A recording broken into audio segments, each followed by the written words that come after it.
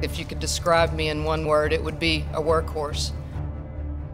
I love players and teams that play hard. I will do everything I can to get Texas where it needs to be again. Karen Aston basketball is about passion, defense, running the floor, rebounding, which is my favorite thing.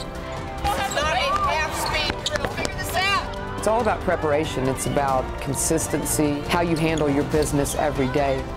Texas basketball, we're not rebuilding, we're adding to the legacy.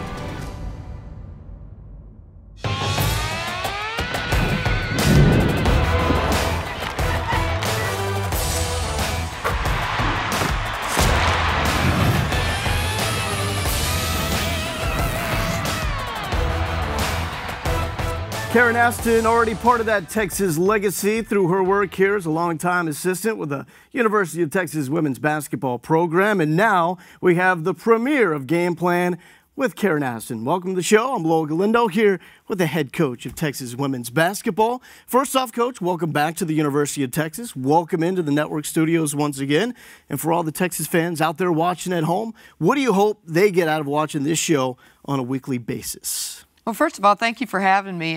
This is a wonderful experience for me as a coach, but, in particular, I just want everybody to get a glimpse of Texas basketball. It's important to me for our fans to be able to get to know our players in particular and what we're really trying to get accomplished here at Texas with our basketball program. Basically just a glimpse into just the private lives of our team. And for you, to know your attachment to this program, what is it like for you now to wake up every morning, to put on the burnt orange, to see that Texas logo and know that you are the head coach of Texas basketball? Well, I think you have these moments when Lowell, you know that you are actually the coach. There's been moments as the year has gone along, just the first day that you walk out on the Irwin Center floor, that was probably a really special moment for me because I had been here as an assistant, and you get away from it, and then all of a sudden you walk back out there again and you realize, you're here. It really is here.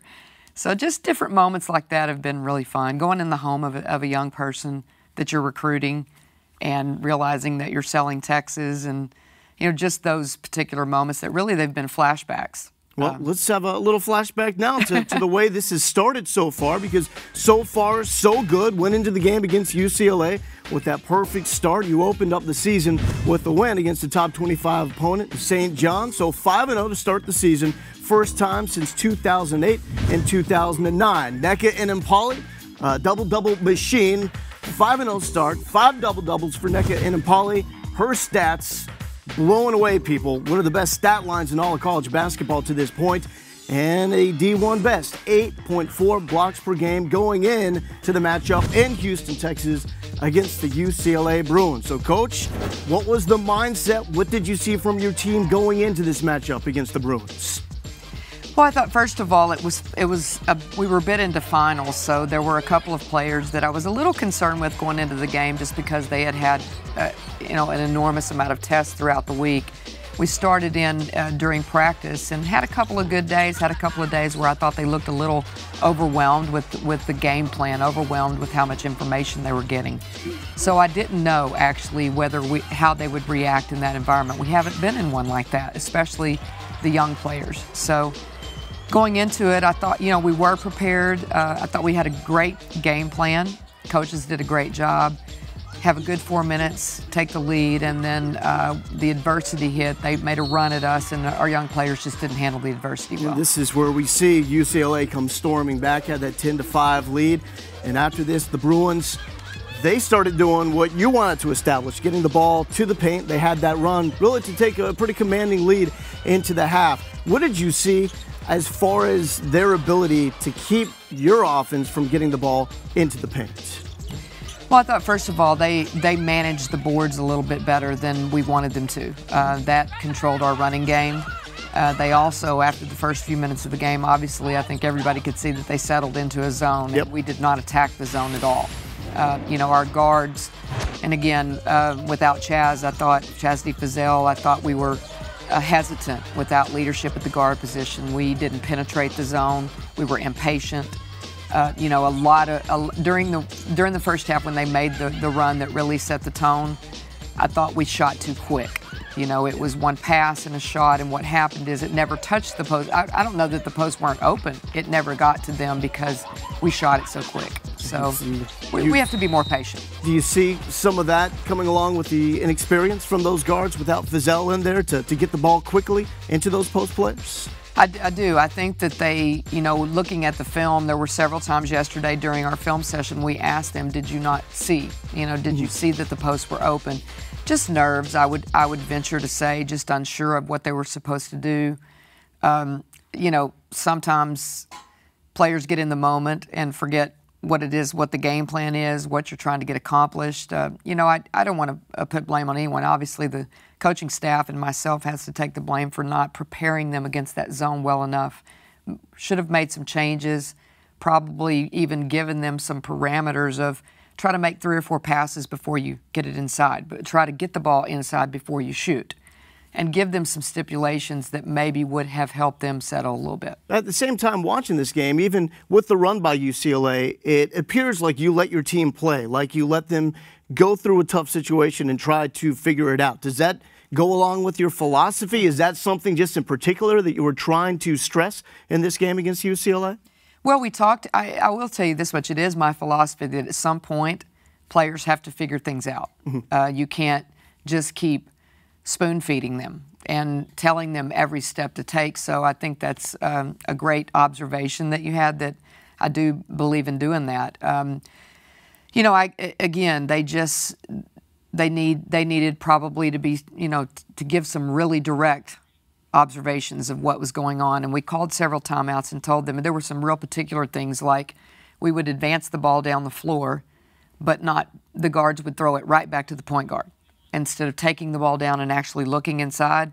It was almost like it was a hot potato. You know, I don't want it, you give it to somebody else. And we kept saying, and every time out, bring the ball down, look inside, and then swing it and reverse it. And we just, you know, sometimes, I've been coaching long enough to know that sometimes it's not that they don't want to do what you're telling them to do, they just are in the moment, and they don't quite process it. Well, and that's just part of growing up. And really, one of those first possessions of the game, it was almost picture perfect. The ball quickly got to Nneka and Impali, and she was able to go to work inside the paint. Talk about hot potato. You've got a hot Longhorn right now. 6 straight double-doubles for Nneka. No one has ever done that in a single season in Texas basketball. What have you stressed to the rest of your team about how Nneka sets herself up for success like she's had through this 6-game start? I think this was the first time that it was, you know, because we did get under some duress in the game. There were some poor performances. I think it was the first time you were really able to say, this person still performed under the adversity. And when our team didn't perform well, she as an individual, which Nneka doesn't care about that. I mean, Nneka cares about winning, and I want to make sure we all understand that. But she performed because she performs every day in practice. And we talk about that a lot. I mean, I'm a real believer of preparation.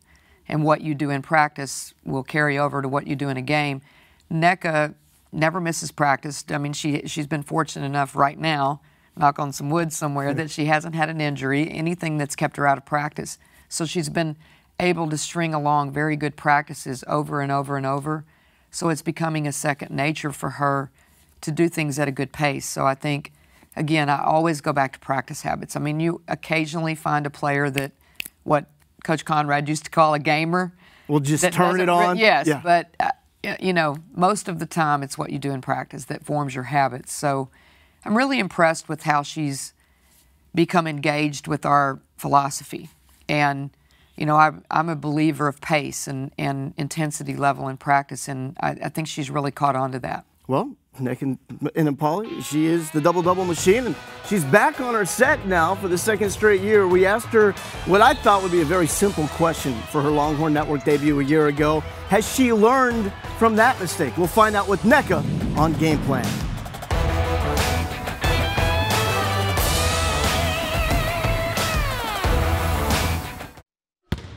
Now, the thing that scares me is earlier, before we came on the show, I mentioned to you that I thought you were the female version of David Robinson. You got the size, the length, you run the court well, you shoot from the outside, you got a nice little touch, defense, rebounding is there. You kind of looked at me, though, a little bit like, who is David Robinson? I mean, did you ever see the man play? Because if you haven't, you're going to make me feel really old. Is he the guy with all the piercings and the red Oh, hair and no. stuff? Oh, no. NECA. That's Dennis Rodman. Oh. No. David Robinson is like the complete 180 from that. Oh. Oh, that's who he is. That's who he is.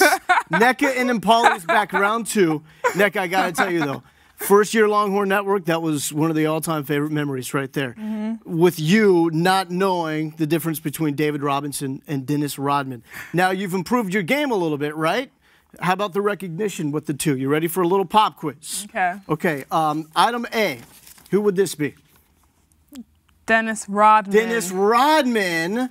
Item B, that would be... Dennis. No. David Robinson. Robinson. This is who you remind me of, especially the way you started the season so far. Double-double machine. What's been going right for you through the first 6 games of the season so far? I would just have to say practice. You go hard in practice, and you reap the benefits in actual game situation. I try to go as hard as I can in practice and listen to the coaches and everything they have to say to us and just take it into heart. And I feel like that's what we've been doing on the court, just playing our game. How about you physically on the court? I know you've said before you have more confidence in what you're doing, and the practice is a large part of that. But as far as what you do physically on the basketball court, in which ways have you improved there? Like you said, I feel like I've become more confident, and through confidence, you are able to do things that you didn't think you were able to do before. And I feel like that's the biggest thing and the biggest improvement in my game between last year and this year, is that I just believe in myself a little bit more. Well, you're still young, but you have a lot of belief in you from your teammates right now.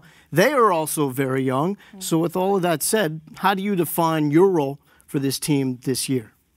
I try to lead by example. Coach Aston says that we don't have a lot of models because we're such a young team. And you know, we have Koki Reed out there who's a veteran, and then we have people like Amani. You know, I have to go hard in practice and be the player that I know she can be. Therefore, she'll look to me and try to do things that I'm doing out there. What is that like to go up against Amani McGee Stafford in practice? 6'7". Yeah. What is that like for you? You know, she'll make you a better player because she'll force you to make different moves to counter her attack as well, and she helps you become a better player. Now, as far as the upside, the potential when it comes to this front court, once you get some more seasoning under your belt, you get more games there as well as Amani, and you still have Koki and Anne-Marie Hartung. What do you think that this post can be for the Texas basketball squad? How good can this collection of players be? I think we have a lot of talent this year. You know, last year, something that we lacked. We didn't lack the talent, therefore, we just were more of an outside guard-oriented team.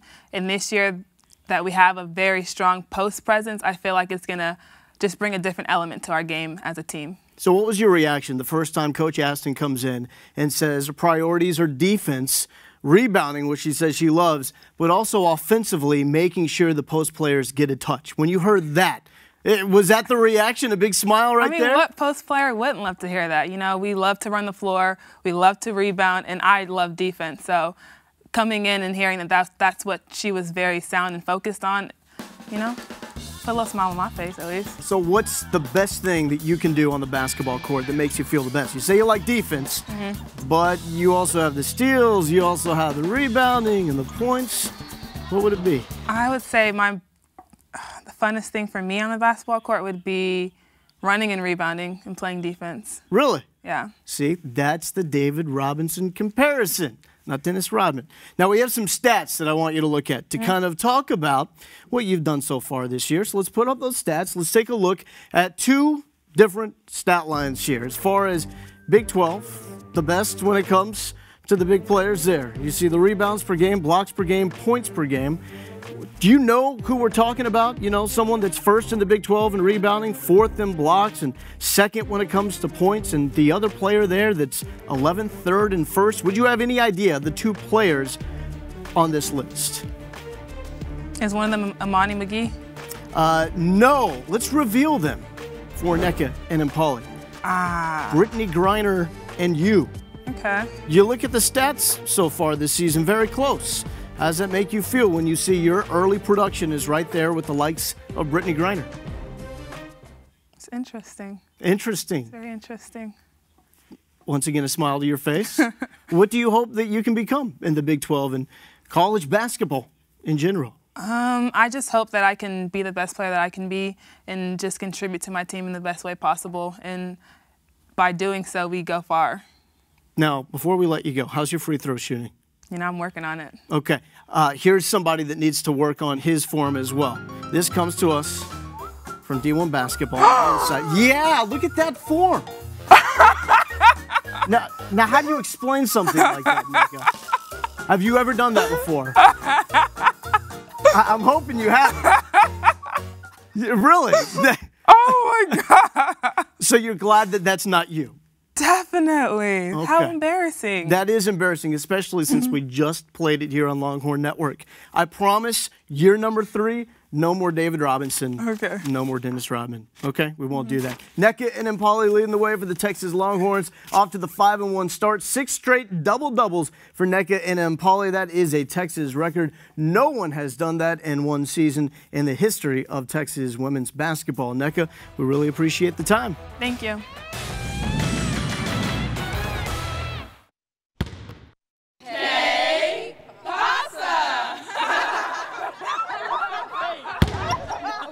Hey, Coach Aston, Brady Sanders here. We've noticed that you had some pretty good passes in practice. So we were wondering, how many assists did you average in college? Did Brady just call out your passing abilities in practice? She probably did. She probably did. They can't catch my passes in practice. Because there's too much pepper on them or because they're way off the mark? Too much pepper. Really? So how about your assist in college? Are they trying to say I turned the ball over in practice? I think that's what she was getting at. That must be a hidden joke in the locker room. Well, there was that little wink right there. You can address this now. I mean, that's part of the risk you take when you call out Coach on her show. Right. So, as a guard, what was your handle like back in the day? Let me see. My handle was okay, but I will say I shot it more than I passed it, probably. Okay. And the shot percentage, you were hitting at least like 60%, right? Ooh, I wouldn't say that. Okay. I was a pretty good shooter, though. Okay, I believe you. I believe you. I'm not going to go horse with you. You're going to go horse with me. Oh, man. Okay, well, you will win, and it's going to be very embarrassing for me, but if you want to go that route, let's go. You can. Speaking of embarrassing, though, the players trying to get the Que Pasa intro, they had some flubs as well. Let's check out the outtakes from that section.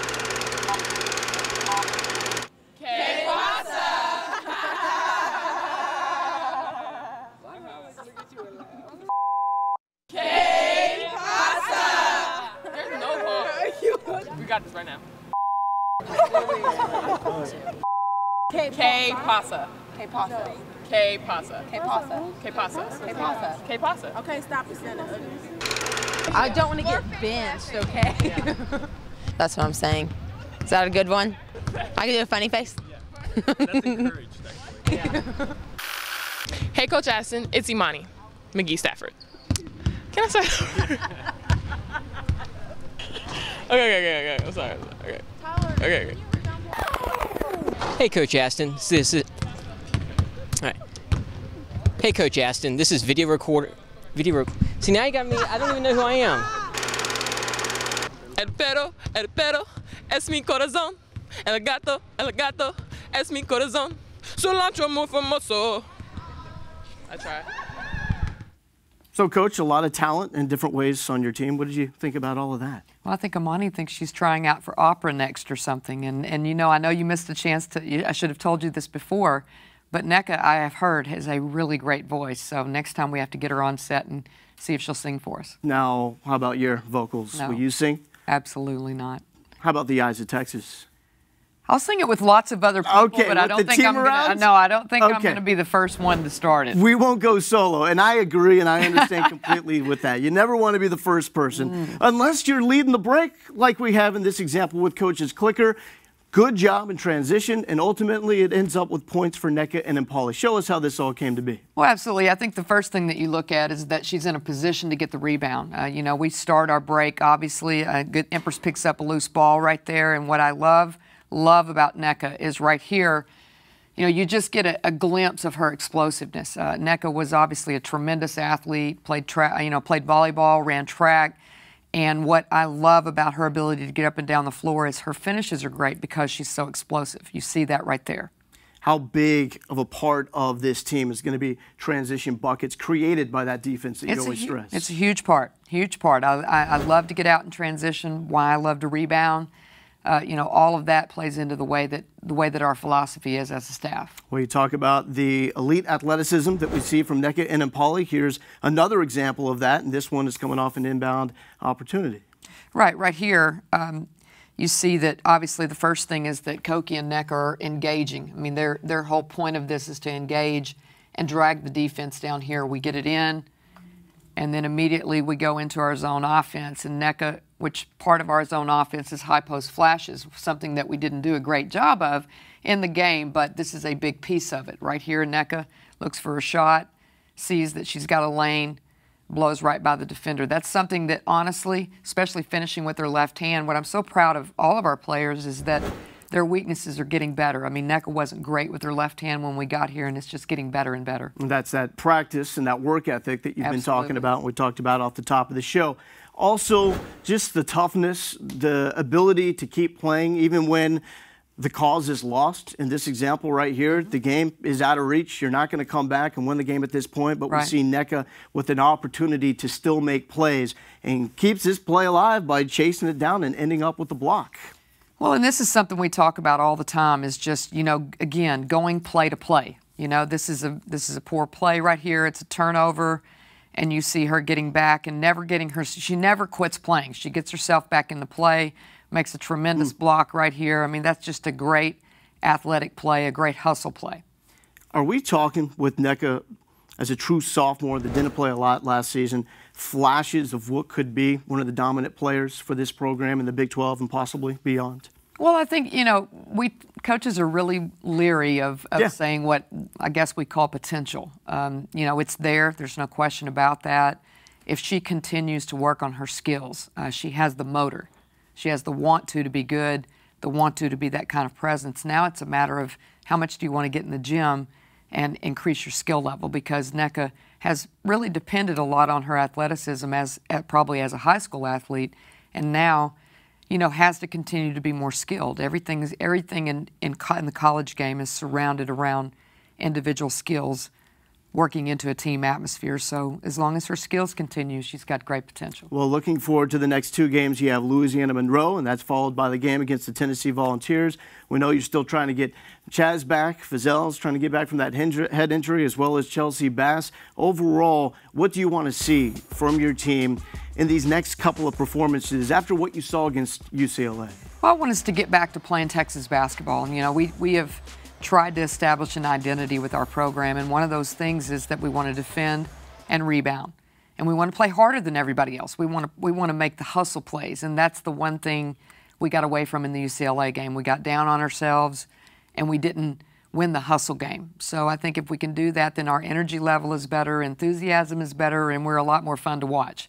So we want to get back to that. That's our goal for the next two games. And I think this was a fun watch here on Game Plan. How'd you feel with the season debut, the premiere? This has been great. You're the best host in the country. That's why. I don't know about that. You're stuck with me, so you're obligated to say that. I'm okay with that. Okay, well, there we go. We have a match made in heaven right here. Karen Aston, I'm Lowell Galindo. Thank you so much for watching Game Plan. We will see you throughout the course of the basketball season right here on Longhorn Network.